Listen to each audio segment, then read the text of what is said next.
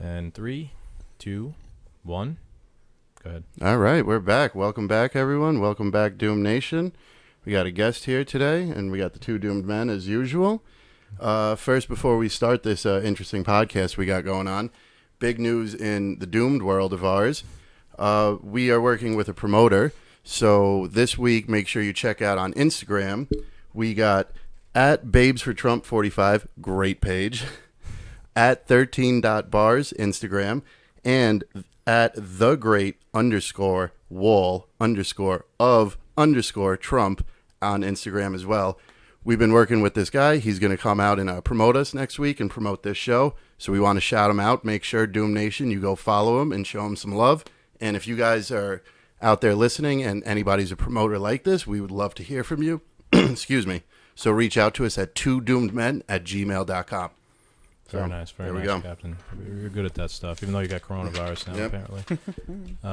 Choking on my own. Yeah. So, I mean, let's fuck it. Let's just get right into it. Yeah. You know? All right. So, first question. Here, we're talking about... cheers, cheers. Cheers first. Cheers there, sir. Mm-hmm. So, we're getting into the police today. It's been we always got current events to talk about, and it's always an interesting thing to talk about. And we brought up police, Black Lives Matter a lot. So, we're going to get a different perspective here today. Yeah, we have an actual police officer here today to talk about this stuff. We wanted to get someone on that has actual expertise in the field, unlike us two idiots who don't know anything, and we just talk about it. So I'll get right into it. I'll bring up my first point or question, you could say. So obviously everyone knows that there's some sort of disconnect in society right now between police and the masses who want police disbanded or defunded or whatever. Because that should work. Yeah, especially like African American people and minorities. They feel like racially profiled and they feel disproportionately killed by police.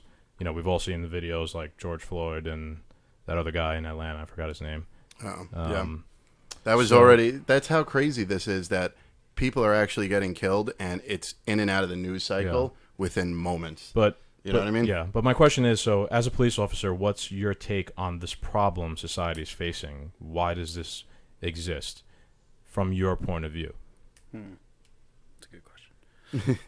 Well, first I want to start off with anything I may say and whatnot are my views, my personal views, not the views of any department I work for. It's just what I think and what I believe. And yeah, no one's perfect either. We're here to just have a conversation and talk about stuff. We're not trying to sell anybody under the bus. A little bit more. That's why he's also not on camera when you watch this on YouTube. Right. Yes. So hold on. Boil it down. To ask a question? Yeah. Boil it down a little bit. Like, basically, what's the disconnect? I titled this question "The Main Problem Going On Right Now." Right. So the disconnect is between obviously police officers and society as a whole, who wants to see them disbanded or defunded, and specifically African Americans and minorities who feel like they're racially profiled, feel like they're killed. So why do you think this problem even exists? Or so it's probably rooted way back when I read things that say like police were actually meant to be around as to control slaves and stuff like that. Maybe, who knows, years later things have changed. Most departments, at least here in our area, are primarily minorities. That's true. Yeah. So every graduating class has a new record-setting number of minorities. Right. So, it takes time to move in the right direction. The overwhelming majority. So what you see on TV and whatnot. The mob, if you want to call it that, is not the real world. It's not the real people, because the real people are out there thanking us every day, asking us, how we're doing, trying to give us a bottle of water or something in the heat, thanking us for what we do. 2 months ago we were the Corona heroes. Yeah, that's true. And now we are the enemy. Thanks to the media. Unless you were that lady who worked for the New York City and said, "I don't give a fuck about your cops." Oh yeah. When you asked for I think the commissioner asked for more PPE. Yeah, that was before even any of this happened. Yep. Mm-hmm. And Corona's a whole nother story if you want to get into it. Let's not get into that. I know. We're Yeah. tired of talking. That's outside. We might That's- actually have a nurse come back on. Honestly, it's over. That's Just- I outside just of wanna say this it's over. this problem. That Yeah, has yeah, nothing to really do with It the doesn't. problem. It doesn't. But I what's think going on right now. it enhanced it because because everyone was locked down That's- before all this yeah. shit took off. exactly part of it was people were locked down. They couldn't get out and do anything. I think that's what started the whole firework nonsense. That was people were just shooting off just to be outside. It's calmed down. So trying to circle back to your question. Yes, part of it can be rooted in the past. Other parts of it are just not true. I mean, we'll get into specifics as we go. Yeah, there's other stuff. Yeah, that's. We wrote to. I mean, which we'll is there anything definitely else you touch. want out of that? I mean, I think question, I mean. you know. I think the main problem, truly, right now, like, listen, like, where we are now is so far away from when George Floyd was murdered. You know what I mean? It's not even like about that anymore. Almost, I believe it. Now it's become this whole new thing of just fuck the police. That was like, the initial That was incident which yeah. sparked. Yeah, this. Well, But- the spark actually goes back to Eric Gardner. yeah. Okay, yeah. Well, that's you true. would agree with that because Yeah. you said that a while ago. Yeah, I knew. I called this years Yeah. ago. So you want to explain what Go ahead, happened go, to the yeah. cop that choked Yeah, Eric so he- What do Gardner? you mean by that? Go. Yeah. for Well, it. so he's okay. So it sparked a controversy where Eric Gardner, obviously, unfortunate incident that happened. The man passed away, lost his life. Shouldn't have died. Should not have died. Do I think it was partly the cop's fault? Maybe. It wasn't a 7-minute or whatever the George Floyd thing was where they're on his neck for that long. It was like a 2-second thing where they're falling back into the window, bounces and whatnot. It's more of a fight when right. I guess you would agree that what happened to George Floyd was Ridiculous. They murdered him. Yeah. They're done. There's Yeah. no. And that's the other thing. There's not one cop anywhere that disagrees with Right. any of that. Like Yeah. from day one, I was like, that's no. You hear And- that, CNN? Did you hear that? And all 3 cops that were there, no matter if they had 2 days on, I think one guy was like 4 days out of the academy or some shit. If none of them stopped it, they're all responsible. Because I've been to things where people might, in a scuffle, in a fight, you might lose something. Like, you start going into survival mode almost. And I've seen people how to just, or people get baited more than anything. Especially now. especially with cameras now. Yeah. A lot of baiting. I can say I haven't gotten baited in. I just act a different way. But I've seen it, and I've had to kind of tell somebody, all right, you go over there, or get the hell out of here, get in your car, leave. You don't, you're not helping the situation. But yeah. Okay. Yeah. Cap, we got a nice. We put a lot Yeah. of thought and effort into this one, so we have some So, nice questions written down, like usual. Yeah. Normally we Okay, come so- unprepared. So you know what? It's okay. Since you brought up survival mode, I'm going to skip Yeah. ahead to a question. All right, so we've talked about police reform and what we think should go on with the changes. There obviously some changes do need to be made. Yes. Do I think defunding was the right choice? No. Does defunding give off the wrong message? Yes. I believe there needs to be some type of police reform, obviously. And something that, came up in things that I was looking at was, would you be okay and would you think other police officers be okay with more psychological testing, not just in the academy, but every 2 years or every whatever the milestone is for when you get a raise or something, you also get more psychological, at least just a sit down with a psychiatrist and let them ask you an assessment of So- questions. Real quick first, Yeah. before Yeah. before you even Go, answer go, go. that, is there even any psychological testing outside of when you first signed up? I Not- don't know anything about Okay. how it works. So there's nothing forced upon you. If you wish to seek help, you can. Do you get well, this is going to kind of be going into your department. I don't want to That's fine. I don't. oust anyone. If I can say Is there a culture within the police department though that to not views say that anything, negatively? yes, absolutely, 100%. See? There- And there- so there now was- these it young wasn't- kids, It wasn't as yeah. much. It wasn't as much. Because now, like the department I work for, created a.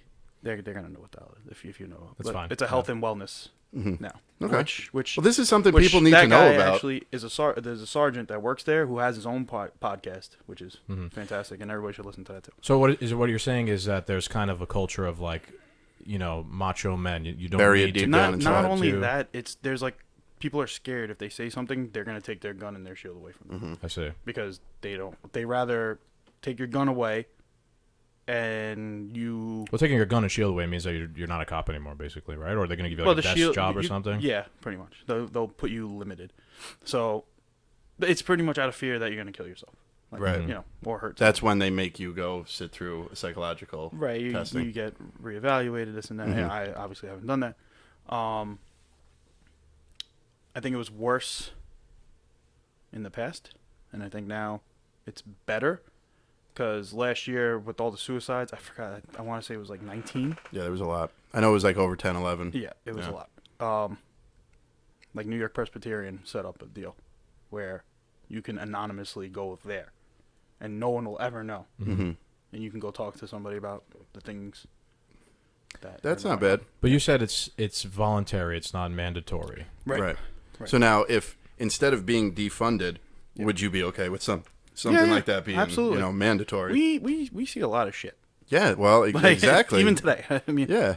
I mean, Yeah, so- some of these so kids I'll- are not ready for I'll this. go out there and say that, in my opinion, I don't know how every department in the country works. They're all different, but that's a problem. Like, that should be something that's mandatory. Yeah. Well, you guys should have, I'm okay with you that. know, not only for yourselves, but for the good of a department and how it works. Yeah. Wouldn't it be good for people who see traumatic shit all the time to would- have, like, Just not talk that about it, it's yeah. up to them. Like, no, it should be part of your work time. Yes. Like, Yeah. when you're on the clock, you should have to Absolutely. go. It should just be I part can- of the. That's something I can get behind. You would run a department more efficiently if you think Yeah. about it. That you have, how many people are in a normal department?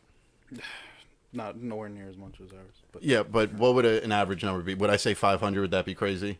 nah, it's probably right. Like Okay. from top to bottom. Yeah. Okay, so if you have 500 people in your department, and at least like 450 of them are of like sound body and mind, and they checked off all those right boxes, you could feel at least a little safe allowing your men to go out there, Yeah. and they might not, get put back into a situation that's just going to make them snap, where you end up strangling somebody, or where you end up cold clocking somebody, or beating them with a baton or something. Right. You know that they can still take the mental abuse of the job.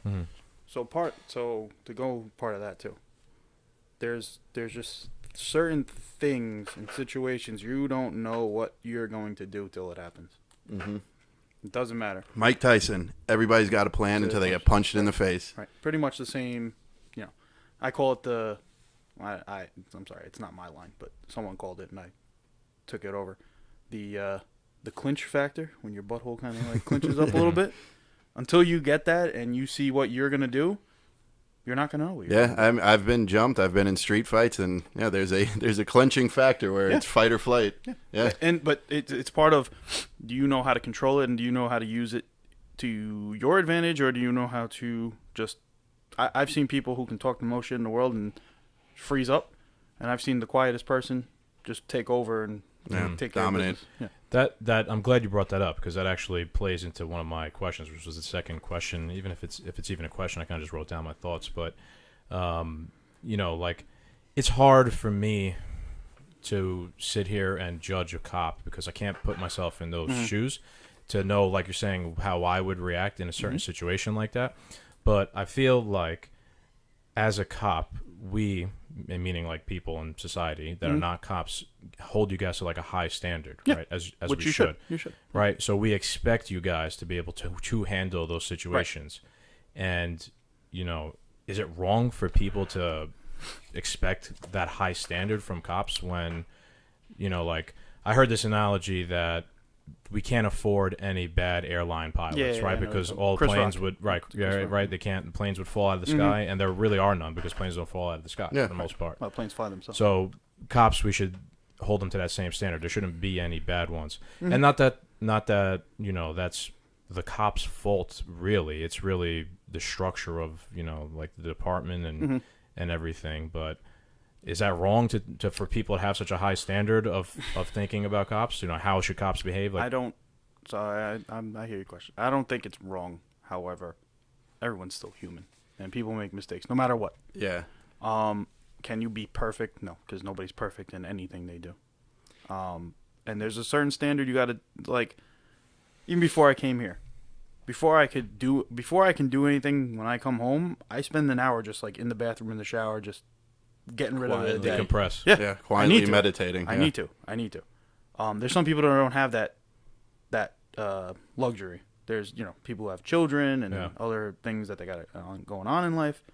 And when you go from, all right, you're at work where literally anything can happen. You don't know if you're going home that day. Anything can happen, and then it's like, okay, now I need to be parent mode. Now I need to do this. Like, so you get overloaded. There are ways that I think that could be alleviated. But going back to what you were asking, higher standard, I say yes. But there are going to be people that fall through the cracks. Yeah. And it's not by fault of anyone other than maybe they had a good interview with that psychologist that day. Yeah. But the next one could have been horrendous and they could have been failed and gone. Yeah. They do great on a test and under pressure they snap. Yeah. Right. We know somebody who didn't get through the psychological. Would I say that person's a bad person? No. But maybe you just had a bad interview. Mm-hmm. Yeah. That's what it is. I actually had 2 interviews. So I didn't fail my first one. She was the person who did it. You mean when you originally were starting out? Uh-huh. Because they thought I was lying about something. I remember this. Mm-hmm. And I was not. And I was able to provide documentation on everything. And they kind of try to force you to react in the room to see if you're going to break out and yell at them. Like the interview's almost like they're testing you in the interview. Yeah, they are.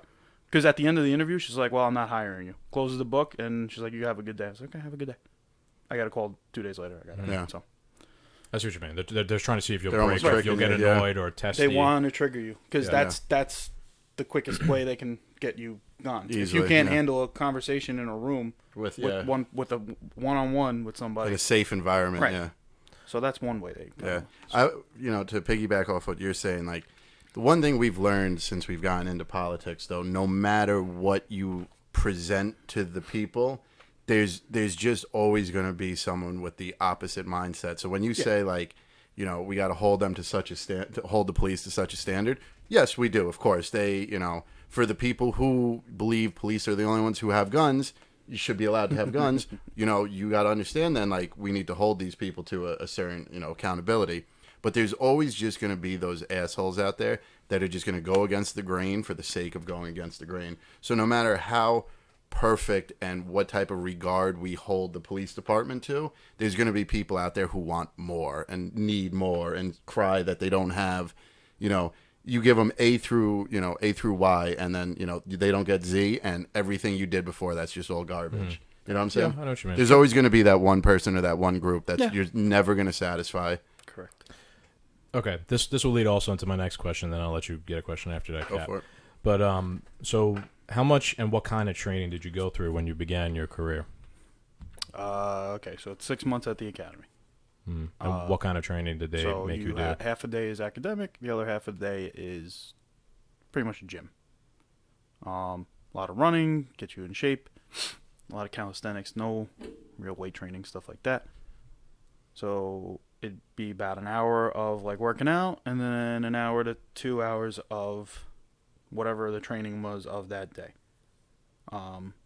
It could be boxing. So they do some sort of like combat a little training? bit, not like over. So, but at like 6 months, it's only like a few hours total, right? It's only it is only a couple hours, but they at least want to train you to. You know what it is for the boxing, at least it's just to get punched in the face. Mm-hmm. So you know what it's like to get punched in the face because people will never get into a fight. Yeah. So you go hard with the person in front of you. Everyone's padded up. And fight each other. I remember you mentioned to me that they did some sort of training exercise with you once about like they told a girl to clench her hands. Well, that goes into cuffing. Yeah. So do they do any sort of, you know you mentioned boxing, but did they do any sort of like martial art technique training with you guys? Not martial arts, but takedowns, kind of. Like if you're in a headlock, what happened? How you can get out of it, or how to. Pretty much more of how to just put somebody on the floor. And how much time during the academy did you spend doing that sort of training about takedowns? If I have to put like... It didn't have to be exactly. A couple hours, nothing total, or a couple hours a day. It depended. It depended on what was going on because there's a schedule and it's like, okay, for these 3 days you're doing this. For these 2-3 days you're doing this. For these 2 days you're doing this. Some things are just one day. You know, we were one of the only academy classes to get active shooter training because how you would respond to an active shooter, like going in. Yeah, like how to clear rooms and stuff like that. Not everybody got that. How to take doors, stuff like that. Obviously not using real guns. You know, our gun belt and like a fake gun, but it also kind of depends on your gym instructor. We had a really good gym instructor, and he cared about us. And sometimes he would give us some extra stuff. Mm-hmm. So all in all, I mean, it's all about, you know, they teach you how to use the tools on your belt, your ASP. Your baton. Yeah. Expandable baton. Mm-hmm. You go through that. You go through the shield training. You go through the what is shield training? Like Agents of Shield. Nick Fury shows up holding like the riot shield, like for crowd control. So everybody gets that training by default. How long was that? A couple days. Like, I mean, I say days, but it's hours. I know what you mean. Like combined, it was. There's actually disorder control unit that comes in, and you train with them. Like you do like the whole line, like 50 people. What we've been seeing a lot, stuff lately. like that. Yeah. It makes sense because in those situations you need to mobilize a lot of people. You can't Which have like they have been. Yeah. Right. Hold on though. Then we do scenarios and stuff. I have a second part to this question. Go ahead. Well, something I wanted to add in though. You said martial arts, and you said not really. Someone who, myself, I've taken martial arts when I was much younger. When I was a child, I did a ton of karate, and in my early 20s, I did kickboxing, mixed with like a little bit of like jiu-jitsu and stuff. And watching some like fights that I've seen in, you know, police videos and, you know, just the way they're handling things, and it's so sloppy. When you know what like actual martial arts are, and I'm no expert by any means, but I do understand how martial arts works and the discipline you get from it. Martial arts, like just even regular karate in the police academy, would give leaps and bounds better understanding to these situations because, you know, I'm sure you've learned how to get out of a headlock or a wrist lock or something, but there's ways to reverse it. And also, martial arts isn't just about beating the shit out of each other. It's total, complete discipline of your body. Yeah, control and discipline.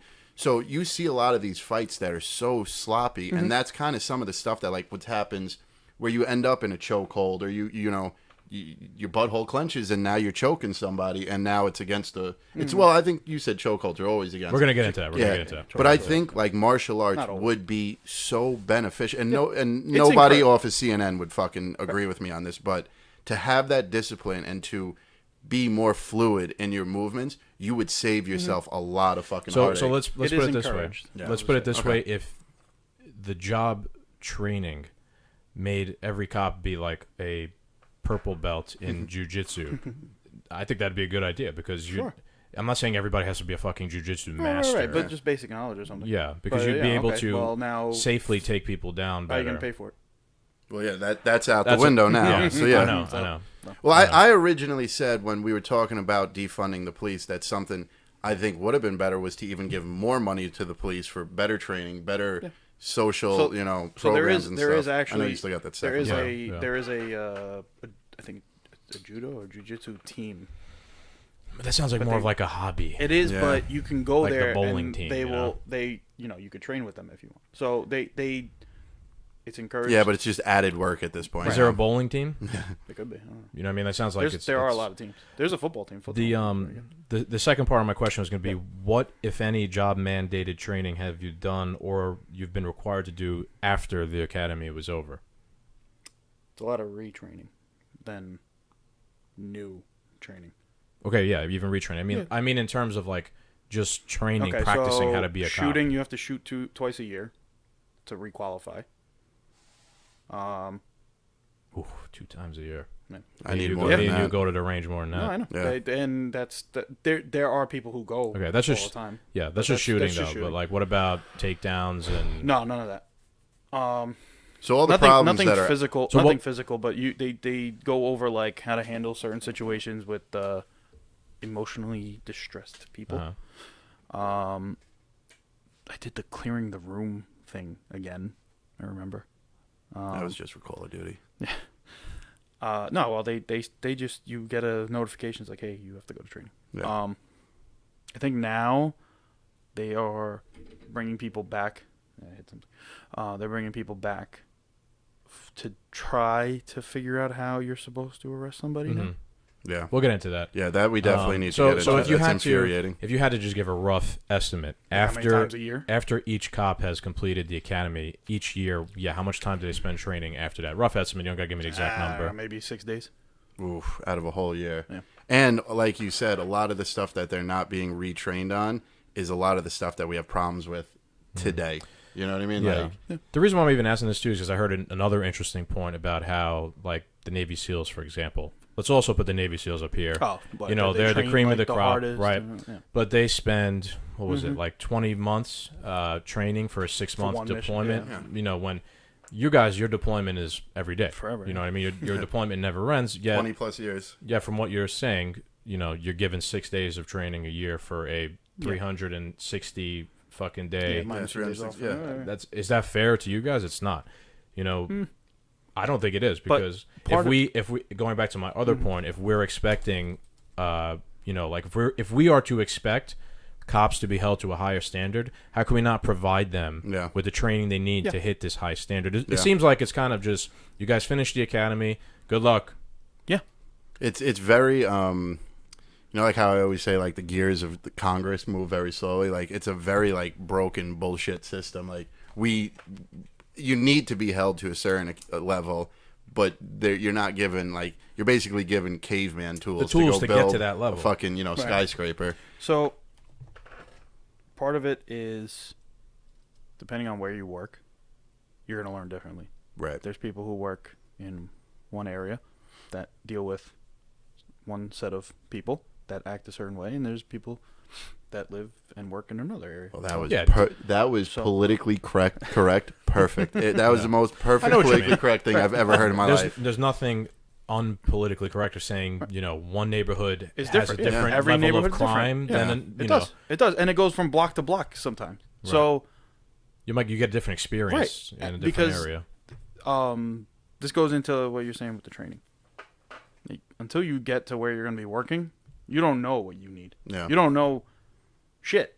It's like hunting. You don't gotta, know what you need. You till you're out gotta. there. You have to meet the people there. You got to know, like, what's going on. You need to figure out how you're going to become the way you want to be. And then there is a training period, a 6-month training period after the academy, where you have to ride with a senior officer, which doesn't always happen, and then that's where you do every schedule, every tour.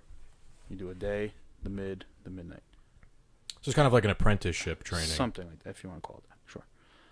And I think that you need to pick and choose what you want to learn from each person you work with and begin to mold yourself into the way you're going to be. Yeah. Kind of like any job. Right. Yeah, And you got to make it work for you. Right. And until you do those 6 months first. That's after the academy. After the academy. The 6 months after, once you're done, you know, you still don't know anything. Mm-hmm. But you'll have a better understanding.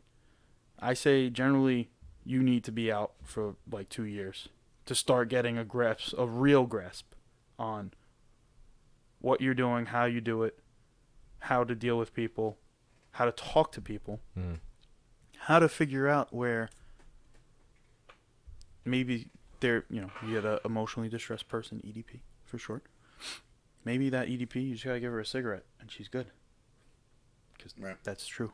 But it takes I guess you could say, being in that situation to learn when and when not to do something like that. So I had a new guy with me a couple days ago, brand new, a couple days out. They can't work alone, obviously. He was just kind of like tagging along with a couple people. He tagged along with these two guys who arrested somebody for whatever he got arrested for. Then he jumped into my car. We get a call. A person is sleeping in front of a bank, and the bank calls. So we're like, okay, so drive over, get out of the car. This is all body cam, all that good stuff. Because the way the call comes over, there are mandatory times where you have to record your interaction. I get out of the car, walk up to him. Hey, bud, you do me a favor? They just don't want you in front of you. Just if you can, please, just move from the front of the bank. No problem. First he's moving, then he just kind of snaps and goes into, oh, why are you rushing me? Tells me how he's going to rape me, how he's more well endowed than me. BDE, big dick energy. Yeah, a lot of it. Going nuts. And people are starting to gather, recording and all that stuff. And he's like, oh, back up. I was like, I'm going to take a step back. And I took a step back. And my voice never raised. It was this the whole time. My partner at the time was going to do one thing, like call an ambulance. So I was like, no, we don't need to do all that. So hang out. That's it. The guy walked away after a few seconds. You let him say what he got to say. Was I ready to, if I had to do something, if something required action, was I ready to do it? Yeah, because, I did take a step back, but I also set myself to not get hurt. Mm-hmm. You positioned yourself. Right. Yeah. Right. And after a few seconds, he walks away. He says something. I was like, oh, great, have a good day. And he's like, oh, I will. I was like, yeah, me too. All right, see you later, bud. Boom. We get in the car, we leave. And then I asked the kid, I was like, hey, how'd that go? He's like, I really thought we were going to fight that guy. And I was like, fresh out. Yeah. Right. I was like, yeah. I was like, hey, you could, maybe. You wouldn't be wrong, but there's no need to. Right. You have to. You de-escalated the situation rather than go in guns blazing. Not even that. You just you need to know when you need to do something, when you don't need to do something. You're not going to know until you do it. Doesn't matter how much training you're going to get in the academy. You can't train enough for the real world, because in the real world, I've had people come at me with knives. I've had people die in my arms. I've had people take a shit in front of me. Anything and everything. And you don't know. Every situation is different. Yeah, you can go in with like a good idea. Like, oh yeah, well maybe, if this happens, this happens. They always say, talk with your partner, make a plan every time you go to a different job. That's a good idea. So when you're working with the same person, you already know what they're going to do. They already know what you're going to do, so you're good to go. But that doesn't mean you can't refresh. And again, every job is different. You know what the most dangerous job for us is? Domestic jobs. Because it's a fight between whomever. One person says this happened, the other person says this happened, they got angry, they call the cops. Boom. We come, we show up. Let's say somebody's injured. Okay, they have to be placed under arrest. This person is bleeding. Visible injuries, domestic, you're under arrest. That's it.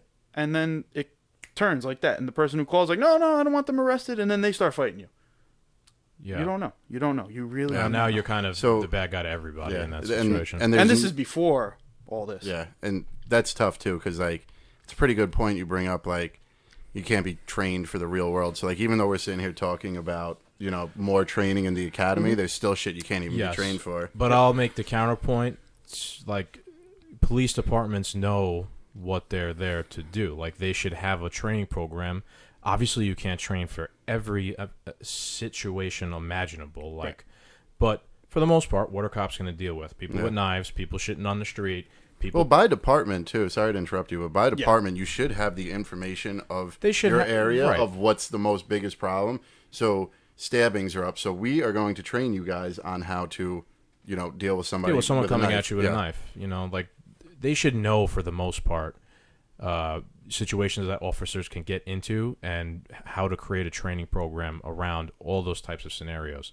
But from everything you've told me, I'm sorry, but there's not enough training. No, for you guys. No. I don't disagree with that. It's no cops, no on the beat cops' fault that there's not enough training. You guys don't make the training schedule or the program or whatever. Don't pay for it. That's like the budget or the higher ups, whoever. I don't know how exactly that works, but it's not any of the regular cops' faults at that. No. So, but yet they're the ones. But you guys are taking taking the the. brunt I was going of to say, but you guys are taking the brunt of stuff like that. And that goes with it's kind of unfair. everything. Yeah.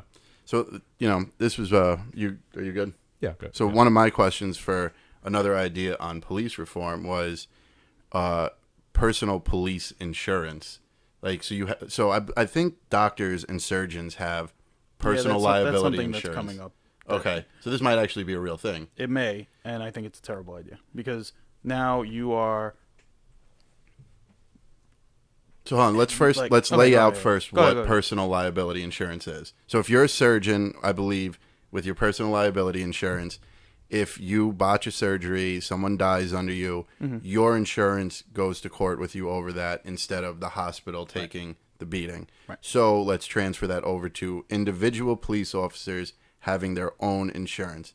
Yeah. You said you don't like it, and I'd like to hear that because I actually do kind of like this idea. I'd like to get your perspective. Well, because now, here's the thing. Now, it's one more thing making you hesitate to do your job.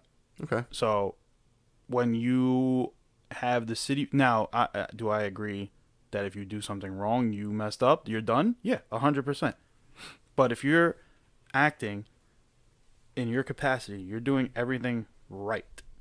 There's no reason for you not to have... There's no reason for the city or your municipality, whatever is covering you, to not back you. And not have your union back you, right? Because you're paying the union dues. They have their own lawyers.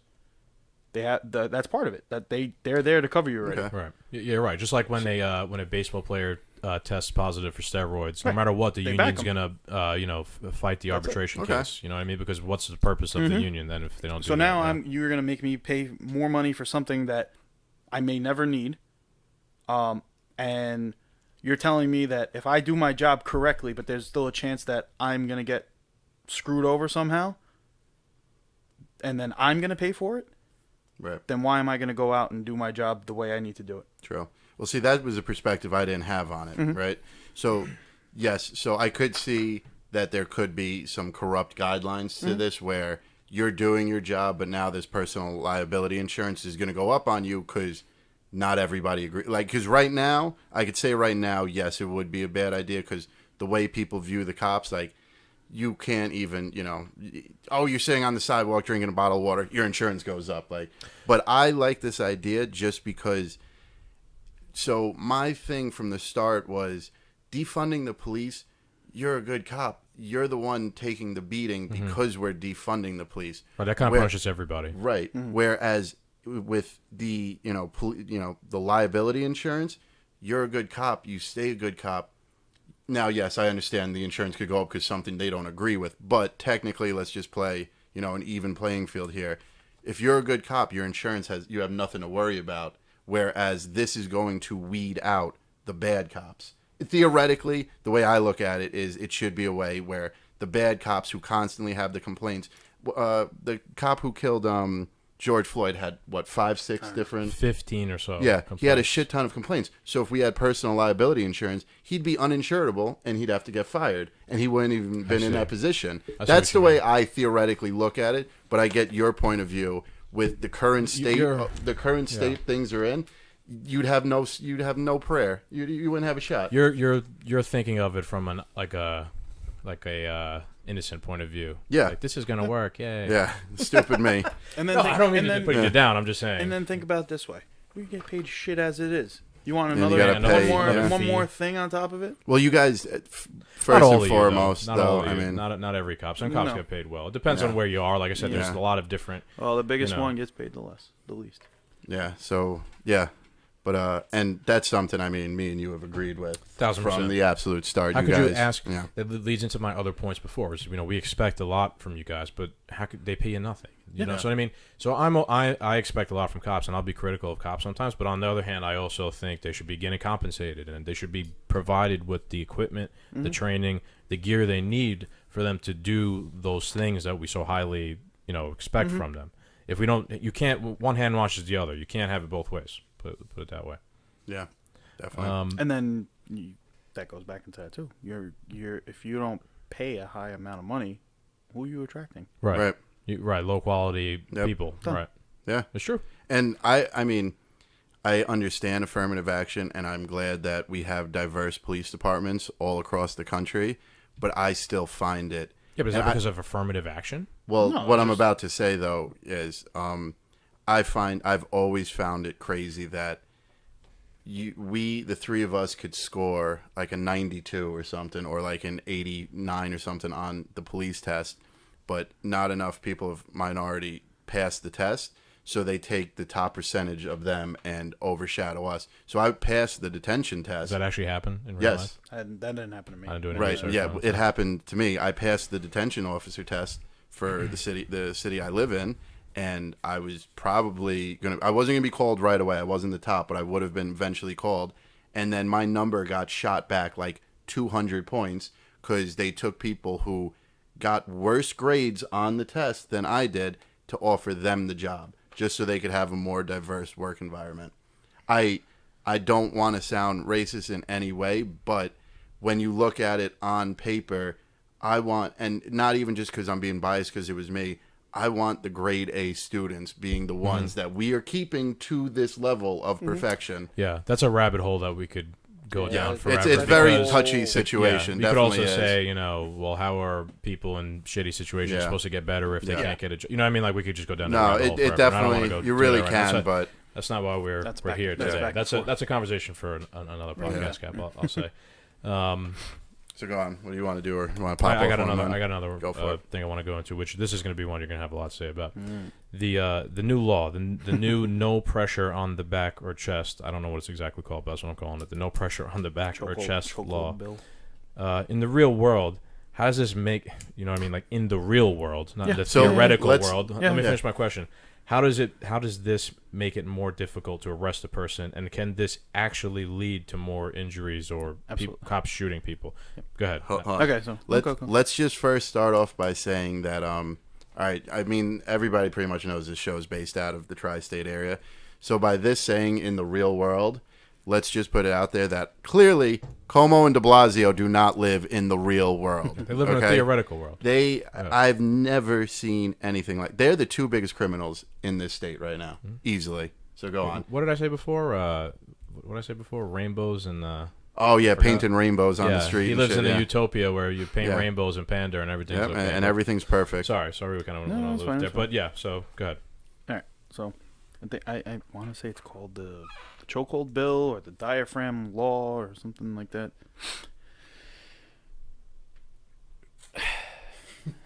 Show me. I just want one person, anyone who has anything to do with the bill.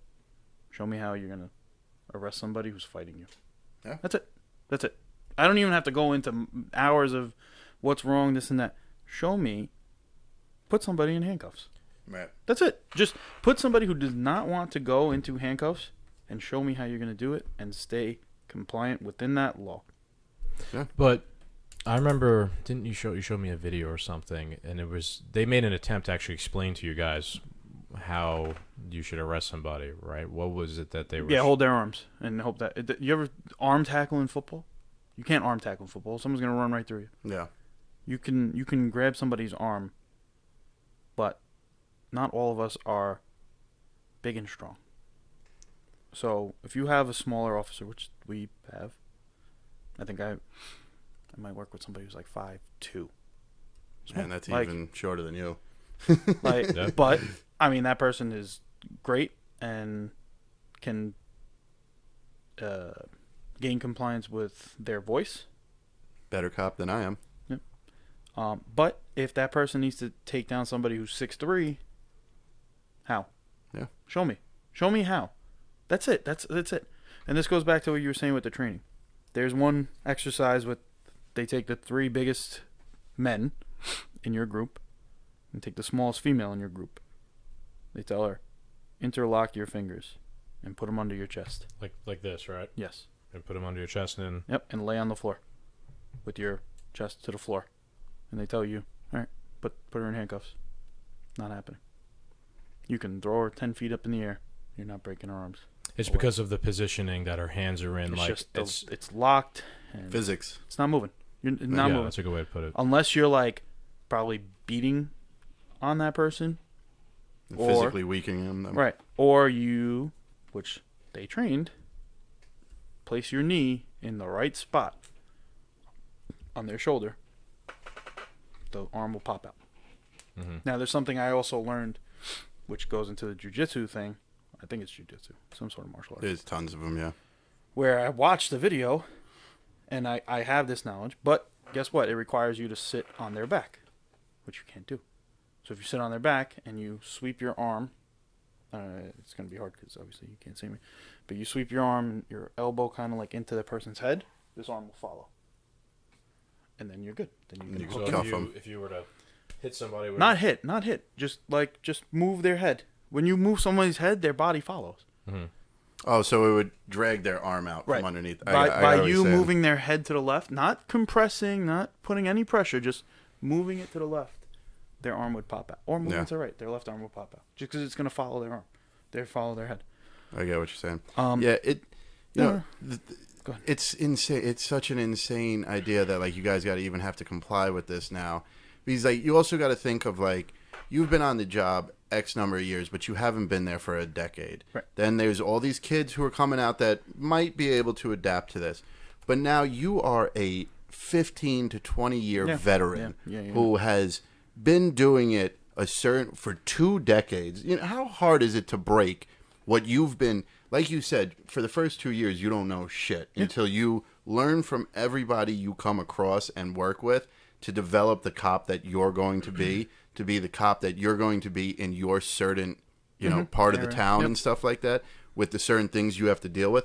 Now, 20 years in, everything's on the line because you now have to just, I can't do it that way anymore. It is so asinine and backwards. It's ridiculous. So that's part of it, but we also adapt. So there's been changes, like the body camera being the number one thing. There was complaints, it's going to kill the job. You're not going to be able to do anything anymore because everything's on camera, blah, blah, blah. I love the camera. You know why I love the camera? Why? Because camera don't lie. Camera doesn't lie. Yeah. And here's the story. This is what happened. Not what that guy's cell phone video shows or the 10-second clip shows. Yeah. Mm-hmm. This is what happened. You know why? Because it's on my body. This is what I was seeing. Now, obviously, don't get me wrong. Sometimes they fall off, and people are like, how do they fall off? They fall off because they're cheap clips. And we just defunded them? Well, we're getting new cameras soon. Most people have new cameras. They do fall off. It's not intentional. They just and especially if you're like fighting with somebody. Right, and there you go. That's part of it. Sometimes they. How fall do they off. clip onto you? Like, there are several clips. Some of them, one of the ones that I use is pretty much like a clamp, and I clamp it to my shirt. There's the one on my jacket. It's like a screw in, and it screws onto my shirt. And then both, doesn't matter which one you use. It like you put it in, turn it, and lock it. So okay. And the it's kind of like the old cell phone clips that you could just like pop off. Well, That's one of them. Yeah. There's multiple clips. Some people have like just a metal thing that they attach to it. I don't know how where they get it from, but you just slide it into your pocket. And it's a phone, right? No, it's a camera. Okay. It's just a camera. Okay. There's multiple there's at least 3 out there right now. Like we have the oldest one in my area. So this law, getting back to it, I feel like this law limits your guys' ability, like we were saying, to arrest people. So I feel like it actually could have the counter effect and be more dangerous. Like a cop can't arrest somebody. 100%. So they might just pull out their gun and shoot somebody, or just go straight to the taser. Or I don't know if they're going to go right for the gun. Or straight for like a punch. I could see the taser and I could see the ASP, even though a lot of people don't use the ASP? Like the the ASP club is or the expandable baton. Mm-hmm. A lot of people don't use that. And it's not because... Now it's time. No. It's not because they don't want to. Like, I use it to knock on doors and press buttons. That's what I do. You use it as a lazy stick. Yeah. Well, I use it as a no touch nothing stick in dirty place. Well, even before. There's videos that you see of like people like beating people with those things. They're not getting hurt because for that to hurt, and if you did it right, you only need to hit somebody one time. And you can cause some real damage with that. Yeah. The videos you see where like, get off, like doing that, that's not doing anything. They don't feel that. Nobody feels that because you're just getting tapped.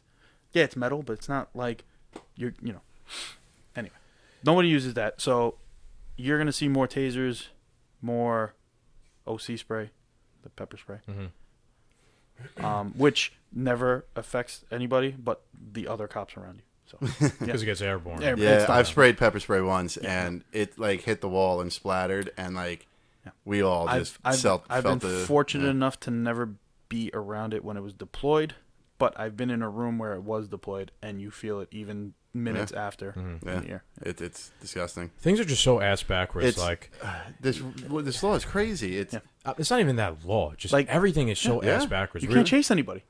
How are you going to chase somebody? Someone commits this happened. There's a video of this. Someone committed a burglary. The guy was there. They saw him. He ran. They were going to chase him. They didn't. Why? Because I start chasing you down the block. I catch up to you. How am I going to stop you? Grab him by the ankle. I have to tackle fucking him. rip him out. Are you allowed to literally tackle somebody like a football tackle? Not anymore? Not anymore. Because now I tackled you and I inadvertently, my shoulder hit your back. Boom. I'm arrested. See, this is insane. Like, how could you possibly do your job? So I have family members who are police, and they always tell me that, like, today's day and age, especially in New York, it's all for the criminal. The victim gets overseen, and whatever to get the criminal off is what our state cares about.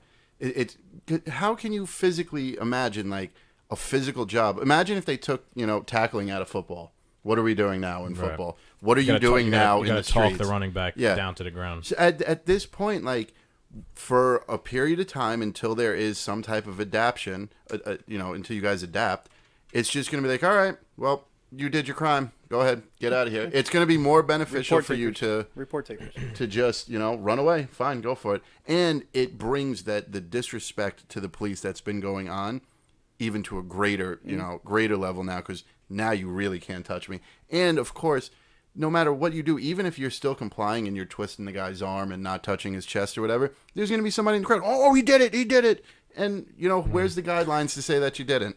This is even something that goes into having the body cam. This isn't something I even wrote down, but what you just said, do you feel like the stuff that's happened lately has embrazened people more to like antagonize you guys or commit crimes Yes.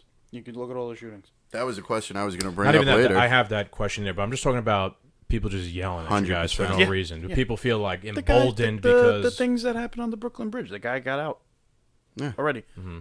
Beat the lieutenant in the head, bleeding. Mm-hmm. He's out. He's chilling. That's a bail reform no, that is bail, problem. That is a bail reform problem, and that's what I was going to lead into because you said we're helping the criminals and stuff. Yeah, go ahead. Do I agree with bail reform? Somewhat, actually. Oh. I know you're going to say no. But I don't. Elaborate. I'm okay with no cash bail, but I'm not okay with the judge saying no, you can't get bail, and you have to like stay in jail for now till you get your hearing. Okay. What do you mean? I'm okay with like low level crimes, bullshit.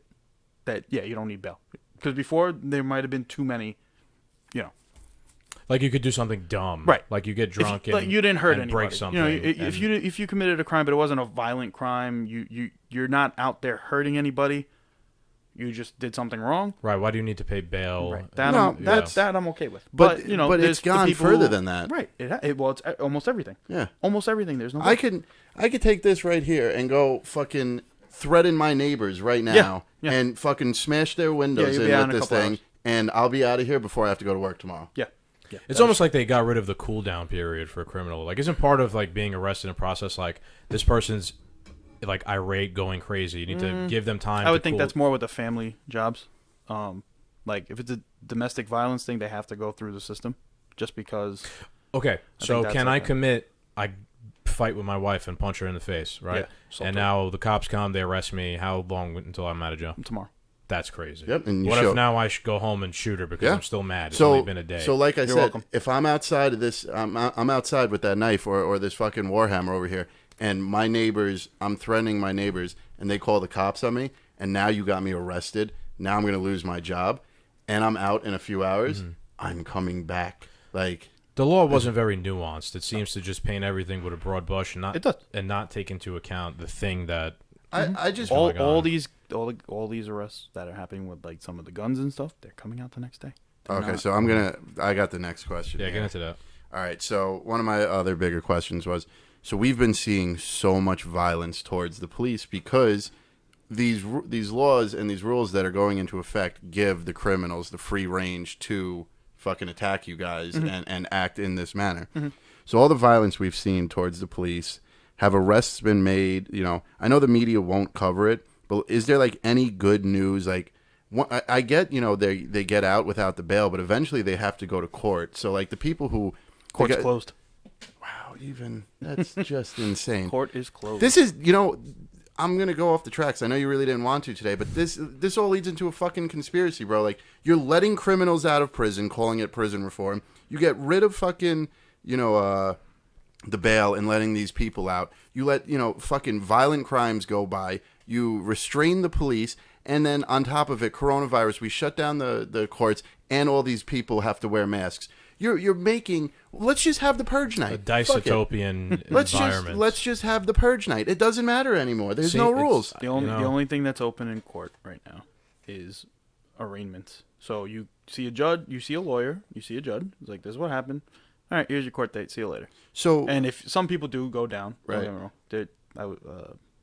I can't give specifics. Yeah. Some people go to Rikers, some people don't. Right. So, like, my question here was going to be like, so are people? You didn't even mention too letting them out of jail because of coronavirus. Right. Yeah, and that's part of it too. Yeah. So, you know, so the people we saw, you know, rioting and burning building when they burned that Target down, when they burned that Wendy's down. No, are these people here? But yeah, I understand that happened in Atlanta. Fine. Are these people going to jail?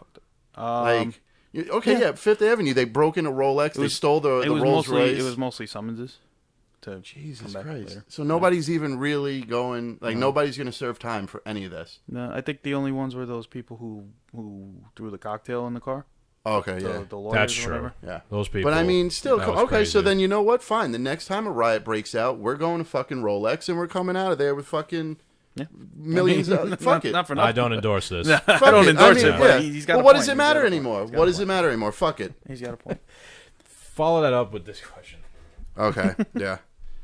All right. So, you know, we're going into conspiracy theories, and do you think these so you've been to a lot of protests, yes, and a lot of Black Lives Matter protests, yes, and we've heard from multiple sources that it's like all white people now. Yeah, mostly. And do you think, like, not now, in the entire time?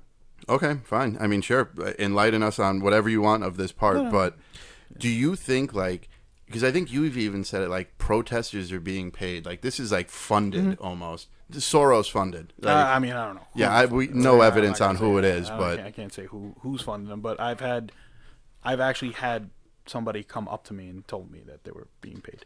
And that's insane. Not only me, a photographer that was around me told me, and then another. He was being paid, the photographer. No. That a woman came up to him and told him that she was being paid. A photographer, just like a person taking just a guy photos? taking pictures. Yeah, people, taking pictures, freelance guys that want to sell their pictures to media, whatever. And then not only myself, other people that I work with had someone literally come up to them and tell them the same thing in a totally different part of the city. Saying like, "Oh, well, it doesn't matter. I'm here getting paid anyway." And they kind of the guys there kind of looked at each other like, all right. Well, we are. I'd like to know how much they're getting paid. One woman said something about $25,000. I'd go riot for $25,000. We can only. It doesn't even matter. But I mean, I can't confirm. Any of this. That's just speculation. It doesn't even matter. It's like the principle, the fact that people are paying. It's like we talked about, like paid agitators. Like it's there's people who have an agenda. A lot of the people that are there are the same people over and over. Mm-hmm. Crisis actors, and that doesn't mean we should take away from the fact that there are people that are out there. They're 100% real, genuine to protest. And I you know what? I'm all with them. I am 100% with because they act differently. Actual protesters. Because I was there on terrible nights and I was there on great nights where nothing happened, and because it doesn't even get reported. Right. It doesn't. It doesn't. You don't see that. You don't see that. You don't see the people who are there to protest real change and whatnot. They're not looting. They're not destroying. Because even in the very beginning, you could see the division there. There was people just driving in from other states. Yeah. Just to come steal shit and then leave. They just took advantage of it. Yeah. Opportunists. Exactly. And I think even part of the protests, the real protests, not what we have, here and there, were hijacked in a way. Of course. Not necessarily people getting paid, this and that, but like we said, the majority of the people out there were white people. And I'm not saying that's something wrong. But what was a movement for one thing, I believe, evolved into something else. It's not even that anymore. Right, yeah. and it's not even that. It became, yes, Black Lives Matter, they do matter, but you can't let it get hijacked into turning into something that it wasn't meant to be. Yeah, I'll agree with you because it's not even about a war, but there seems to be, like I've told you this before, like some sort of Marxist, communist angle behind everything. Now it's not about the fact that African Americans and minorities have had a hard time in America and they feel disproportionately targeted by police. Now it's about like we need to destroy capitalism and statues, and it's like, all this. I agree with some of the statues, not every single statue. What does that have to do with George Floyd and exactly. that whole issue? Yeah, like that, everyone unanimously, for the most part, agrees with, right? But now when you want to start talking about like we need to take down Mount Rushmore, what? What does that have to? How is that going to help black people in any way? Taking down Mount Rushmore, it seems all, like. I don't know. It's all a conspiracy. It's being co-opted maybe by people who have ulterior motives. The establishment is pushing all of this. We cannot let Trump win by any means necessary. I don't think it's even that, bro. No, I think it's all for the election. I think it's beyond. I think it's beyond that, bro. It's not just, you're making it simple that they just want Trump to lose. I think there's like communists who want to take over the country. I agree with you. But it starts with Trump losing. TikTok is China now, right? It starts with Trump losing, and then this is the way they want to shape America. This is their vision of the new America, where we have no control, where anyone who, goes against the grain gets canceled, where that's the problem. No one can have an opinion anymore. Right. When everybody wants their own opinion to be heard, which is you can't have it both. You backwards. Can't you can scream your opinion and you have every right to, but you can't not listen to someone else's opinion and be that's way. The whole purpose of our show here, because me and him have opposing opinions sometimes, and you know what, we're gonna fucking talk about them. And if we don't agree, that doesn't mean that we're gonna cancel each other or hate each other after that. This is the new world order's power grab at the world. Our show is the complete opposite of that mentality. It definitely is. But what we're seeing, honestly, it's the new world order. It's the globalists. It's the power struggle almost. Like when we watched like Narcos and stuff, and fucking Pablo Escobar went down. The rest of the cartels started stirring up and shit. If we get Trump, if the establishment gets Trump out of office, there's a huge power grab to change everything. You know what I'm saying? And we've established there's evil people in the world. There's people pulling the strings from the shadows. This is what they want, so they could have more control over what we have. I don't disagree that there's definitely more nefarious motives behind everything. It has to be at this point. Let's get back on topic here, though, because me and you could talk about that for years. Yeah, on end. Knock out somebody. Do you have another question, or you want me to? Yeah, go for yours. I got two left, so. I'll change the topic a little bit here, and I want to talk about like shootings, and I mean, I want to talk specifically first about police shooting people, right? So I did a lot of research for this one, so I'm going to definitely talk about this one because of the amount of work I put into it. But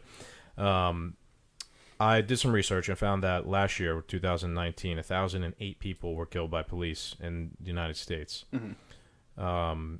compared to Canada, which didn't give statistics as straight up as the American statistics were. They gave statistics over the course of like 13 years. That 461 people were shot by police in 13 years.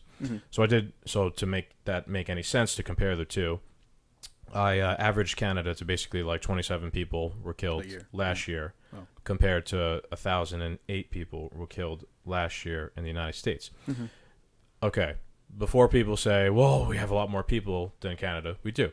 We have a population of 330 million. Canada has a population of 40 million. So that's a big difference. Right. So what I did was a lot of math, and I figured it out that in the United States, for every 327,000 people, the cops shot one person, right? But in Canada, for every 1,481,000 people, the cops shot one person. So my question is, basically, statistics don't. What's that? Like a third higher. Yeah. Significantly higher at just a rate of shooting people. I mean, So the question is that stats really don't lie. Why do police shoot people more in the United States than in Canada? I don't know. It could just be a different mindset. I mean, I'm sure there's Similar countries though. There's got to but there's no Bronx in fucking Canada. But there's a either. Toronto, and Toronto has bad neighborhoods. Yeah, I guess so. I don't mean like culturally. I just mean like why? Why are more people getting shot here than anywhere else? I think it could come down to culturally. It might burn down to more than that too. Like Canada has healthcare for everybody. We don't. That could be a factor. You know, it could be that we don't take care of the people that we have. So it's not really a police problem. It's a society problem. Mm-hmm. And we have a different culture here. Not just the amount of people and the crime, but we have, our movie culture, our TV, our music. It's a whole different ballgame from here in Canada. I don't know if that is the answer. Could it be part of the problem? Well, I don't expect you to know I'm the not fucking gonna, exact answer. I'm just shooting the shit here. So. I'm sure there's probably more guns in the U.S. than there are in Canada. Oh yeah, too. There's more, I think there's more guns in the U.S. than anywhere in the world. So Yeah. I mean that could be part of it too. There's more guns than people. Last I checked. Yes. There's like 500 million guns in this country. So And you and you know what? For some reason the gun owners are still the problem. Yeah. I mean, it could be part of that. Generally, the guns that I've seen from crimes and stuff though are not the best gun. They're like some just beat up, cheap bullshit. Like, yeah. All right. A high point. I have a second part to that question that it's not police shooting related. It's about the recent uptick in criminal shootings in the city. And like, what is the source of this? What's the cause of this happening? There's no repercussion. They got rid of the team that went and found those guns. And as soon as they were gone. So you think there's a direct correlation between the anti-crime unit being gotten rid of and now all of a sudden 100%. There's no fear of a car that could be a cop car driving by. Well, this happened in Baltimore. They got rid of their plainclothes officers who were cracking down on all drug sales and drug rings.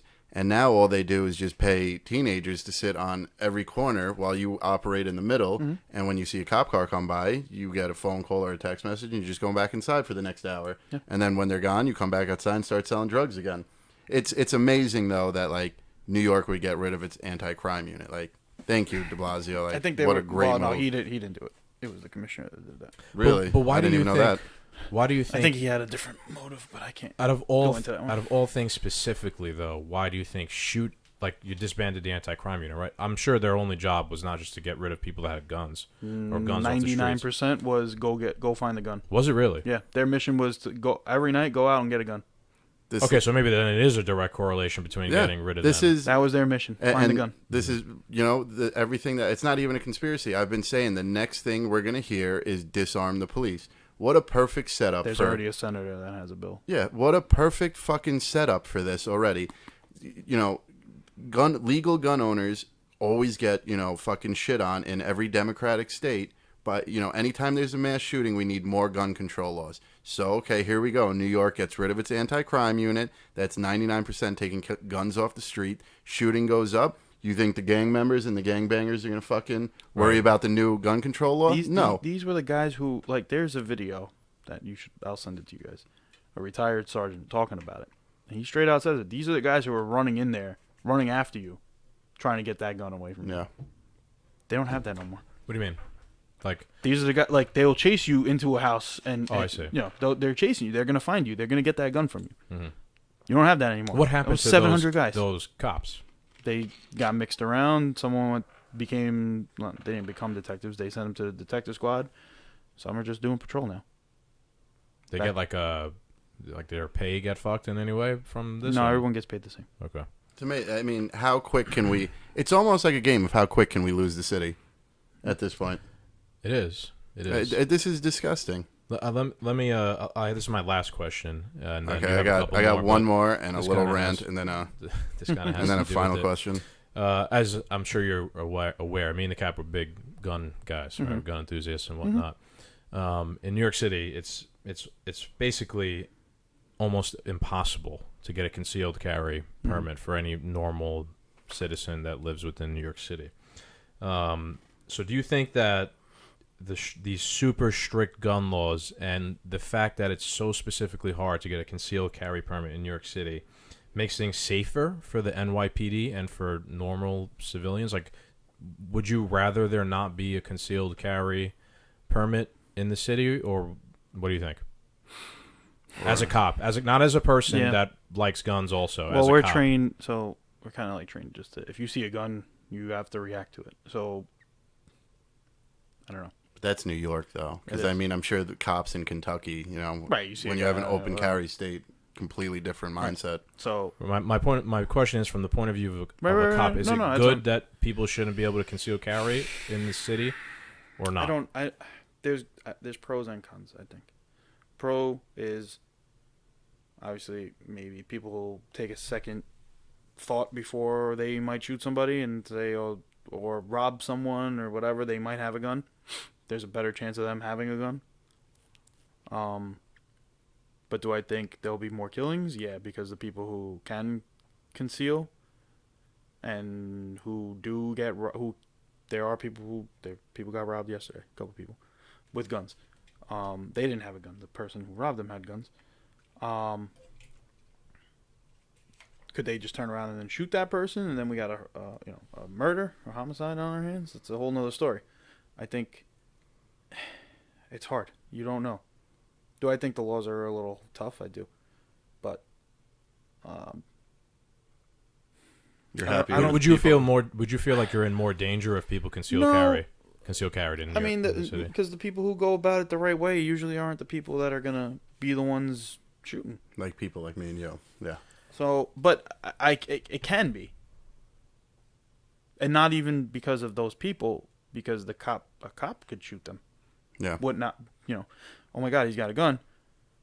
You just created a whole new situation where you got to put that guy in cuffs, verify that he can have that gun.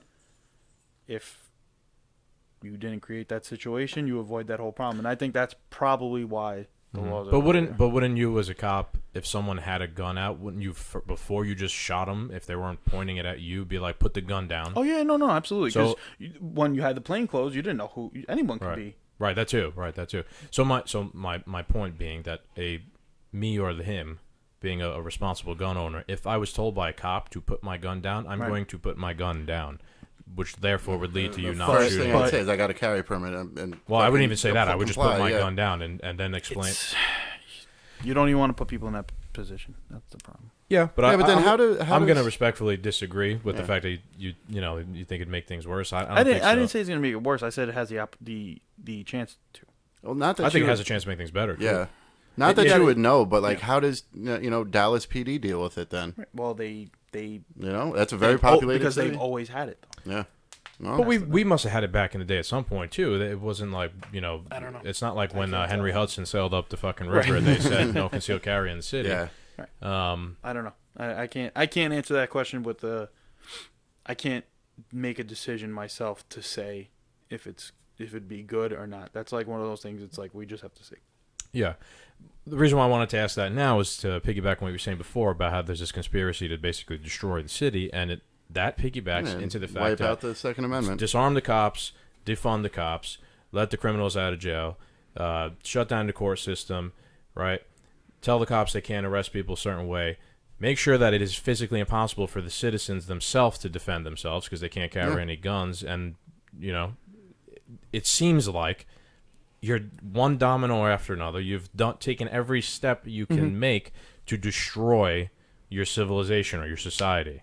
Yeah. There's no means. If you guys can't do anything, there's no means for me to protect myself in the city. Yeah. Any guy that's not going to follow the law saying that it's hard for me to get a gun is going to walk up with a gun he purchased illegally or somewhere else and brought it in here and use that gun against me. Yeah. And now I can't do anything because you gave me laws that made it hard for me to protect myself. Yep. Mm-hmm. And in theory, you're eventually going to have to just break the law to defend yourself, which is, you know what I mean? Which is just going to screw you over even further. You know what I mean? Yeah. Either, you like I said earlier, New York doesn't care about the victim anymore. It's all about protecting the criminal. And that is just the most asinine thing ever. might as well just be no rules anyway, and just fuck it, disband the police and let the criminals do whatever they want. This is what you'd rather have anyway. One thing I found interesting about the uptick in shootings is I thought for sure de Blasio or whoever was going to use as an excuse as we need tighter gun control laws, and you know when it's they haven't said that though, because they're not legal guns. Right. There's no way. So you can't. It's so obvious that there's no way they could pawn this one off on gun control or whatnot. No, you can't. And you know when they're all handguns. They're not rifles. Right. They're not, Right. It's not like a mass shooting. And you know when it's going to become a Second Amendment situation, when New Yorkers wake up and stop being pussies to the mob. Okay. Cue rant. Yes. This has been eating at me for so fucking long now. Like, we are New Yorkers. At what point do we stop bowing to the mob? I know I'm not the only one. This isn't even Republican and Democratic thing. We are New York strong. And you're going to let these two fucking criminals, de Blasio and Cuomo, ruin absolutely everything in this great state, right down to the city that this state is built around. And no one's going to stand up to the mob. There has to be someone out there willing to stand up to them. I truly think we're eventually going to see vigilantes running through the streets, fucking taking on criminals and shit, doing what you're not allowed to do. And it's insane. And to bring around to the point is, when it's going to become a gun issue? When good gun-owning citizens of New York start standing up to the mob. The second that group, the Second Amendment group in New York or one of these other democratically ran states, the second the good people, the silent majority, rise up against the mob and overwhelming force on them, that's when it's going to become a gun debate. That's when now all of a sudden we're going to need. They're waiting and baiting the gun owners of these states to come out and fuck shit up, to not follow the law because they're so pushed to the brink of not being able to protect themselves. Until eventually everyone's a gun owner for that. There's hunters, there's target shooters, but everyone owns a gun for self-protection somewhere along the line, from a little 22 to a 50 cal. It doesn't matter. There's at some point you have to say, this gun is for self-defense. I am now in a self-defense situation. Just like the Ken and Karen from St. Louis. Like, but they were everything different situation. I know, because everything they did was within the rule of law. Right, and everything I understand that. But eventually, in a state like New York, gun owners are going to have to stand up, and that's when they're going to get knocked down. Because I could promise you, those two fucking criminals that run this state are not going to back them. They're going to back the criminals like they've been the entire time. Trump's going to back the gun-toting people, and right away Nancy Pelosi is going to come around with the exact opposite opinion. Football. It's just going to go round and round. This is what they're setting up for. We know Joe Biden will be more than happy to get rid of the Second Amendment. He doesn't know where he is right Yeah, well, and he's looking for AR-14s, so good luck finding those. But think about it. Like, they're looking for an excuse is what you're trying to say. Yeah, eventually we're going to have to take matters into, not us, but, people of the state are going to have to take matters into their own hands, and we're going to get shit on in a heartbeat. There's going to be no backing. So what I'll say is, don't give them a reason. If you're a legal gun owner, I know it's going to suck to say, but don't give them a reason. But eventually there's going to be nothing left to walk over then. Then leave the city. Yeah. Get out of this shit place. Not everybody can, but go somewhere with, where the rules, you like the rules. I agree with that, but New York needs to stand up to the mob. Don't bring guns everywhere and start shooting people, but it's time for the mob to be stood up to. Just play devil's advocate too, though. I feel like, number one, there is no mob really at the moment. Well, they're paid for. There was a mob when those riots I'm not were talking going about. Listen. This has nothing to do with this. Like you said, I understand there's protesters that don't get a voice at all in the media. Yeah. I'm talking about this new cancel culture that fucking CEOs and fucking these criminals are able to run around and do what they want because somebody like de Blasio will fucking release thousands of people from jail and we can't even defend ourselves. The people who could defend themselves are eventually going to have to. But I don't need a gun to defend myself from those people. Like, I have this podcast to defend myself from those people, right? To say things that I feel and to want to talk about and not give a fuck. I don't need a gun to defend myself from cancel culture people. If anything, there's nothing they could do physically to me to harm me. I can knock them the fuck out. All 5-6 of me can knock this cancel culture out. This cancel culture is going after our police department, and it's shootings on the rise. crime's on the rise. But even though those de are not, Blasio like- thinks it's the safest time ever to be in New York. I'm just playing devil's advocate, but those are not like political killings, though. Those are like yeah. criminal killings. They're not like killings that are. It's not like a social justice warrior's shooting a gun owner. Yeah, I guess you know what I mean. Yeah. So that was my rant. You want me to do this question, or should I just go into the last one? Because I got two more for you. What are we doing on time? Whatever you want. We're fine, bro. No, All right, cool. I ain't So, rushing you. all right, so the whole new thing that I don't think a lot of people understand about, and it could definitely use some like clearing up. So what's going on with the New York State Troopers being asked to leave the city? Is the city no longer part of the state that they're policing? Like Yonkers police will now not be able to come into New York City. How is the? Because I know from other police that I know that if you work in Mount Vernon and you pursue the suspect all the way to Queens or Brooklyn, like that's your collar, you still have jurisdiction. I don't know if jurisdiction is the right word, but jurisdiction over that criminal that you were pursuing. So now things are changing. Yeah. And also I also wanted to bring up like the NY got defunded, but like Yonkers and White Plains, nothing got defunded. Is that correct as well? See, I don't know what their budget was. Okay. And so I wrote this down before too. When you said like the defunded thing, we actually didn't get defunded. They just moved money to a different department. Well, that's So- the media though. That's the media wants to fear monger and scare everyone. Like the traffic agents and school. I think school safety's gone too. School safety. So one quick point. Jesus. So now we can just shoot up schools. Well, School safety's gone. School safety's gone from the NYPD's control. Okay. But school safety was given to the NYPD because they didn't have a vetting system. And I remember reading something under Giuliani. They took him over. There was like a guy like he was pretty much a pedophile, like doing things to little girls in the schools, and he was like a known gang member or something like Jesus. whatever.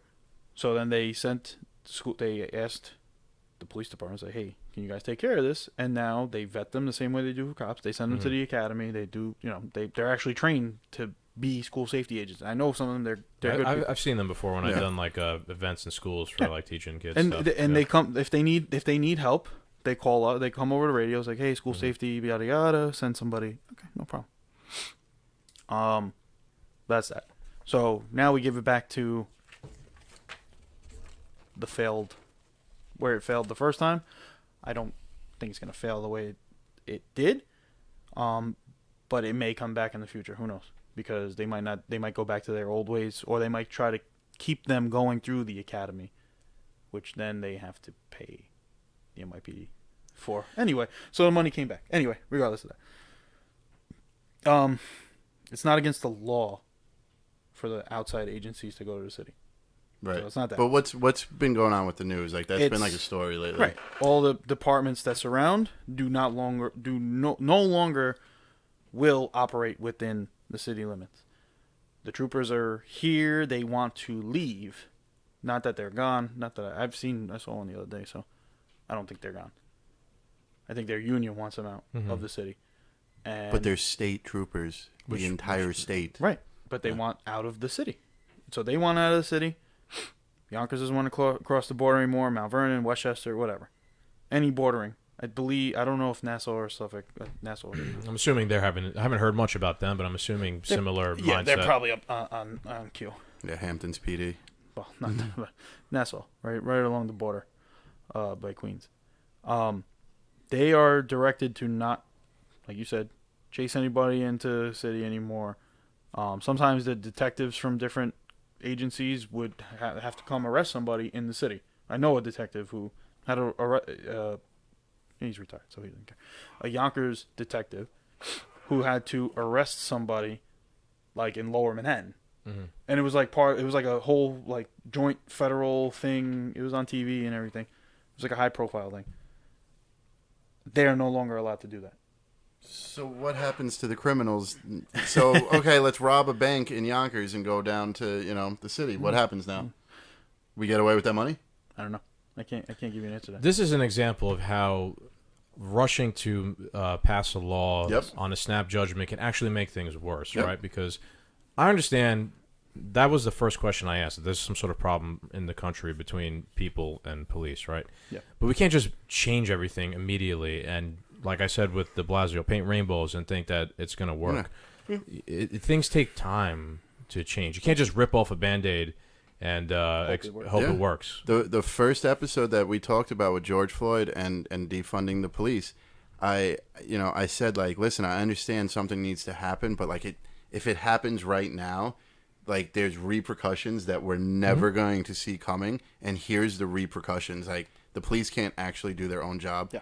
They can't keep the city safe, and once the city's not safe, the blame's just going to get put right back on them. Right. Also, another part of it, the only reason they will come into the city is if another agency already arrested the person that they need to transport. Okay. Well. Yeah, I saw that. It had to do with they can only use transports or something like that. But they can't be the ones to arrest the person, but they can come pick them up. So now, is this coming from a place of, This is coming from they don't want to get arrested for arresting somebody. Because they don't have to follow the same guidelines as you. No, you do. Within the city limits, you have to follow that law. Okay, so yeah, that's interesting. So they're basically saving their own. Yeah, they're saving their people from not getting arrested. Gotcha. And not getting in trouble. Because I was wondering, maybe like, is just the city so unsafe now that like we don't even want to risk our guys going down there? No, it's just they don't want to. I mean, it's absent exigent circumstance. So like if a cop's getting shot right at the border, I'm sure they're going to come over and help. But are they going to chase that guy who is running away from them for any reason? Probably not anymore. Give up. Yeah. Right at the border, boom, bam. This just shows how ridiculous these new rules are, because other police departments within the same state are like, no, we're not going to let our guys play by those rules. So let's talk about that scenario specifically that we just mentioned. Yeah. If, let's use for an example, a Yonkers cop is chasing, with vehicles, a suspect that shot somebody in Yonkers, right? And he drives over the border into the Bronx, and the Yonkers cops are saying are going to pull off the pursuit. Well, maybe because you went with shot somebody, so that might. Okay, so maybe not such a crazy thing. Maybe a robbery. Rob somebody, right? But no one got hurt. They'll pull off the pursuit, right? Yeah. Would they communicate this to the NYPD? I would assume so. Try and not just give up, but try and pass it along. Like we're not going to do anything. We're on the way. Like, can you guys? Yeah. Can the Set NYPD? Well, we don't do blockades. We don't. I don't know, but can it kind of in the heat of the moment be shifted over? I'm sure if you have like a subscription, a description of the suspect, like gray Honda Accord, white guy, 6 foot, he's got the plate number. I'm sure, like, well, you guys would be ready. So there's been times where I've heard like, hey, can you notify X, Y, and Z that this car is coming, or can they check the hospitals up there, stuff like that. Like, I don't know. Communication and teamwork good between departments like that. It's not as easy as you would think it is. Of course, it's not. But there is a radio. There is a direct radio that they have that they can go back and forth if you're on the right frequency with, that precinct that borders your area. I've heard that before. I've heard of that before. I'm sorry. It doesn't sound like it's going to work. No, they've fucked you guys every way they could possibly imagine. I think they would call ahead and say, hey, can you guys, whatever. But, if it's not that big of a deal, they'll probably just take the report and say, we'll get them later. Mm-hmm. So let me say that de Blasio the other day said, the city has never been safer when he was talking in terms of prison reform and stuff like that. But it seems like he's taken every step to do the complete opposite. Every single step that he has taken is going to have the result of making the place less safe. Is that wrong? Am I wrong with that? You're not. The guy, he's the biggest criminal in this state right now. It's insane. I think it's, like if you, how you stretch a rubber band and then eventually like it'll stop. I think he wants to. It'll snap, not stop. It'll stop. Stretch a rubber band. It'll stop, then snap. Like, you can only go so far. Mm-hmm. I think part of it's like, well, how big can we stretch this rubber band out before it snaps? And then we'll see about putting things back together. Maybe we'll put things back together. Maybe. Like right now things are broken. Yeah. Right now things are broken. That leads well into the final so question. Actually, this is our final question. So, all right. Boom. You've become the mayor of New York now. All right? You got everything going crazy with Black Lives Matter. You got the problem with the police department and, back to blue and all this stuff.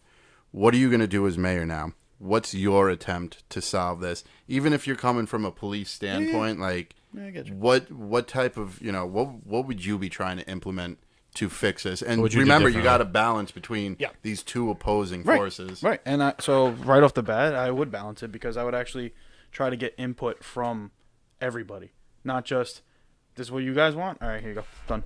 No, because all these bills and all that stuff they didn't discuss with the police department at all. None. One time. I'm sure that's legal. So Probably is. you're gonna settle. Yeah, So I mean, fucked up things. it probably was. Who knows? So I would actually bring leaders together to have a discussion, and anybody who says, "Oh, you can do it this way," excellent. Show me. Show us how you would do it. And when it doesn't work, maybe we need a different idea. Don't rush into signing a law, regardless of what it is. It could be, Lollipop Tuesdays, whatever. Don't rush into that. Take the time to understand where one side is coming from, where the other side is coming from, and where the middle side is coming from, where the third eye is coming from. Because there's always, everyone's like, oh, there's two sides. No, there's three sides to every story. That's a good point. It's yours, mine, and the truth. Or, Or the people A, in the B, middle and, who, and here's what's really going on. Because you can only speak on what you believe, and then you're going to fight for what you believe, and then the other people are going to fight for what they believe. And you got to meet somewhere in the middle, and only, a third view on it is really what's going to happen, is really the truth. That's a great point too, especially in the problem we have in society right now is everyone is so polarized. Right. But not everyone is so polarized. There are people in the middle that have points of view from both sides or agree with things, kind of like some of us, right? the entire idea of this show, Yeah, and maybe those people are never listened to ever. Or maybe they are listened to, but the media is just pushing the They're not woke two enough. polar opposite ends only. Yeah. So yeah, I mean, and that's the simplest answer I can give you is just bring everybody together to So discuss you'd be looking something. for bipartisanship. I'd be looking for citizens that live in the real world to come together and say what they want. Well, you already have that one community that was begging for them to bring back the anti-crime that's unit. not gonna I come mean, back, though. Yeah, they were.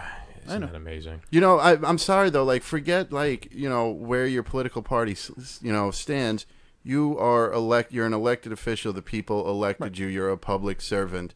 Your people are now saying, we don't like this. Bring it back. Nah, fuck you. Just vote for me again. They never listened to the people in the first never. place. That's the They problem. did something that was, And then people tried to voice their opinion, and it wasn't heard.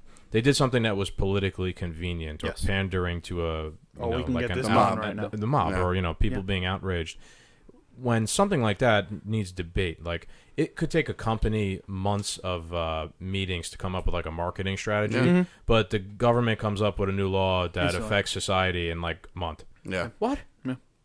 You know, why are things not thought through properly? And another thing, Maybe if you did think them through, these problems wouldn't exist as much. Because We always talk about, where's the brick and mortar of it all? That shit, fix the infrastructure first. That's such a slow-moving process. But then you got, the far left screaming their brains out, defund the police. Cool, we're doing that tomorrow. That's a great idea. Let's you can't touch their chest or their back anymore, or you'll be fired. We'll get this done in a day.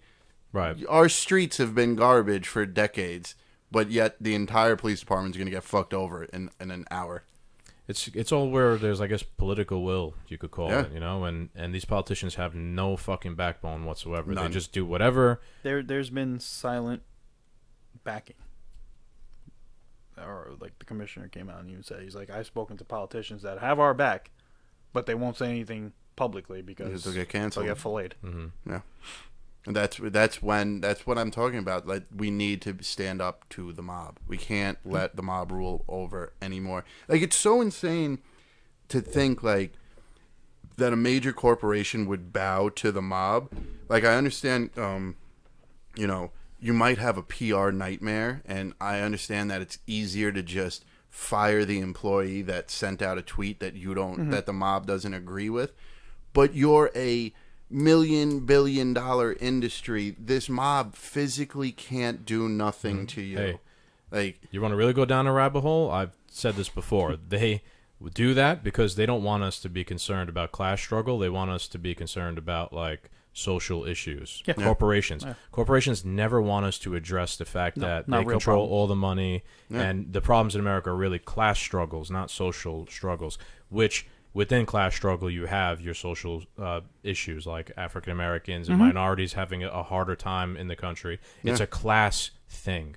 You know what I mean? Yes, there's racism and whatnot, but corporations want to deflect all the time from anyone ever addressing that situation. They just want it to be so they profit it. They profit. That's why course. they feed into it. That's why Amazon will put up a Black Lives Matter thing on the website or whoever because they Nike love took down this the shit. Redskins, Anything right? Or the Redskins to get their name changed. Anything you can do to convince people that they're on your side, right? Yeah. That you're on their side, or listen, this They is the supported me, so problem. now I'm gonna Not support them. don't they don't want anyone coming together and shining a light on the real problem or them. They want to buy into the problem, so people believe that the problem really I got is this way. Perfect Even this, example even this whole thing. This is part of distraction. This What, a ties podcast? into not the Oh. podcast. Our discussion, the police and all this stuff. Yeah, This is part of it. yeah. And you asked me before about the shootings. I said healthcare maybe, but it could be. It Yeah, could definitely be. I'm not. Yeah, and you want a perfect example? Okay, we know where Nike stands. They made their choice with, Kaepernick a while back and all that stuff, and they've bowed to the mob before. I don't care what anybody thinks about Kaepernick. What I'm about to say has nothing to do with it. But so right now, all these monuments are getting ripped, and all these statues are being ripped down because they were previous slave owners.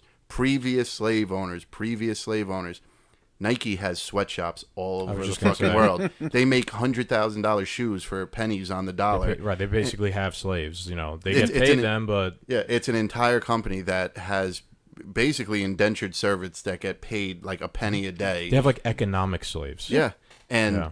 but Nike's still the number one. Like Nike's above all. You know what I mean? Like I know they took a loss recently, but still, like, why aren't we canceling them? It's only because they aligned themselves on the right side of the aisle. So cancel culture just overlooks the fact that we gotta get rid of everyone who has slaves. Yeah, let's get everyone who gets rid of slaves, but just not our slaves. Yeah. Cancel culture is illogical, dude. Oh, completely. Let me make a final point on it. The the NBA players who came out against what was it? I remember it was like Daryl Morey. He said something critical about China. He was basically the Rockets GM. He said something critical about China, and a lot of the the NBA didn't like it, right? Because the NBA has a big business in China, and a lot of Chinese people in China love basketball. So the NBA was like kind of against what Daryl Morey said. And even like LeBron and whatnot, they kind of took the side of he should kind of just keep his mouth shut. What? So when you want to hate, let me defend your boy here, Trump, who does not like imprison you for, I could say, fuck you, Trump, I think you're an idiot on the show. The Gestapo are not going to show up and arrest me. But China, if I was a Chinese citizen or I met two people in Africa who are Canadian and they live in China, if you say anything about President Xi, like through text, the cops could come and get you and disappear you by text. Like they have you monitored. So for you to defend a country like that, but hate a country like ours, where I could say anything I want about Trump, he'll not come get me. Yeah. Come on. It's two totally different fucking places, and it shows that they're just full of shit. And they're uneducated because who would pick that type of lifestyle over this type of lifestyle just because one orange man you didn't vote for is in the White House? Did you see the thing? What I think it was Jamila Hill, whatever. Oh yeah, I saw that. Racist. I saw Boom, that. Done. End of story. Wait, what happened? Jamil Hill, she's like she used to be a writer ESPN, for she used to be a writer for ESPN, but I think she left because of her political People can't leanings. even have jobs But she anymore. said that if you vote for Trump, you are yes. a period. Stop. Go ahead. Yep. If you vote for Donald Trump, you are a racist. You have no wiggle room. Right. Yeah. And you Wow. all those millions of Listen, people. you're lucky And then, you live well, in a country where you could say something like that and face no Right. repercussions. Yes. And then someone we have responded freedom of on speech. her. Who? Let me check. Yeah, I'm looking at the picture. Is a black guy who is responding to her, saying blindly labeling 62,984,828 Americans as racist is everything that's wrong with contemporary political. Yeah, you don't know discourse. all of those people Like, come on, individually or man. their motives or whatnot. If she tweeted that same tweet and she lived in China and said that about their president, she'd be gone Yep. Yeah. without a trace, Yep. erased from history. whistleblowers know, like in China, that like you need to disappear before they fucking kill you. Like coronavirus. Yeah. All right. So, thank you, sir, for coming on. It's been a great time. Yeah. It's over already? You're done? Yeah. You're That's good? it, man. Yeah, thank you. That was it was we had a lot of like little difficult conversations, but that's what we're here to Yeah. do. That's, I mean, because It's fine. the media isn't going to portray any of this, so somebody needs to. You know, cops are bad. That's it. Thanks, CNN and Fox. Mm-hmm. So, as always, Doom Nation, thank you for listening. Please give us a like, a follow, a share, anything. Comment on our posts. We love hearing from you guys. We will talk to you. Even give us some ideas of what you'd like us to talk about. We're down for all of that. If you're a promoter or if you're a fan and would like to reach out to us directly, twodoomedmen@gmail.com is the perfect way to reach out to us. We do respond. We check it daily. You can find us on Apple Podcast, Apple iTunes, Spotify, iHeartRadio, and YouTube. You can find us across all social media platforms, Facebook at Two Doomed Men, IG at Two Doomed Men _podcast, Twitter at Two Doomed Men, and YouTube at Two Doomed Men. So Doom Nation, thank you for listening again. And all right, boys. It's been a good one. Good job, boys.